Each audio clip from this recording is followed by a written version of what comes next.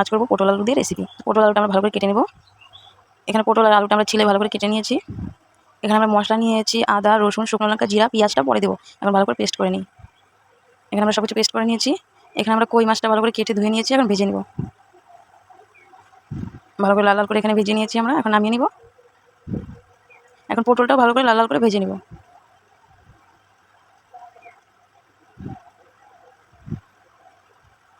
এইভাবে ভালো করে নেড়ে চেড়ে লাল লাল করে ভেজে নেব।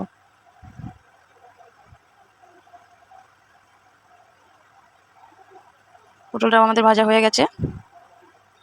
এখন ফোড়নে দিয়ে দেবো জিরা। জিরাটা আমাদের ভাজা হয়ে গেছে। এখন কেটে রাখা আলুটাকে দিয়ে দিব। আলুটাকে ভালো করে লাল লাল করে ভেজে নেব। দিয়ে দিলাম একটু লবণ, তাহলে আমাদের আলুটা ভালো লবণ ঢুকবে।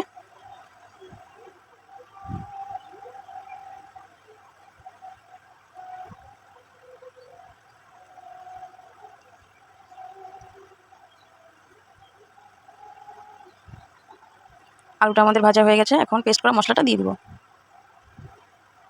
মশলাটাকে দিয়ে ভালো করে কষিয়ে ভেজে নেব। দিয়ে দেবো পরিমাণ মতো হলুদ,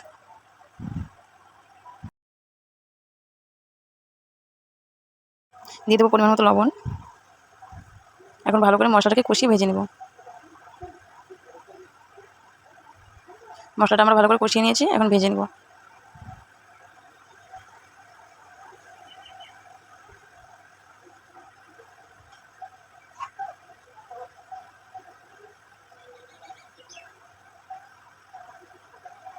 মশলাটা আমাদের ভাজা হয়ে গেছে। এখন জল দিয়ে দেবো।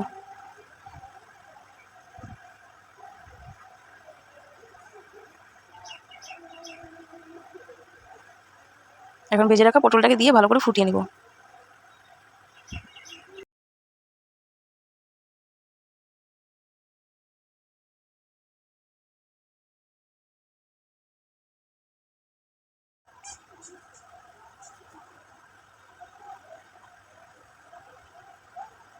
ঝোলটা আমাদের ফুটে গেছে। এখন ভেজে রাখা মাছগুলোকেও দিয়ে দিব।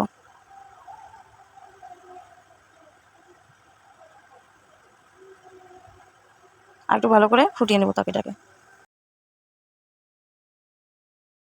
আমার তরকারিটা প্রায় হয়ে গেছে। দিয়ে দেবো সানরাইসের গরম মশলা। গরম মশলাটা দিয়েও আমরা ভালো করে একটু ফুটিয়ে নেব।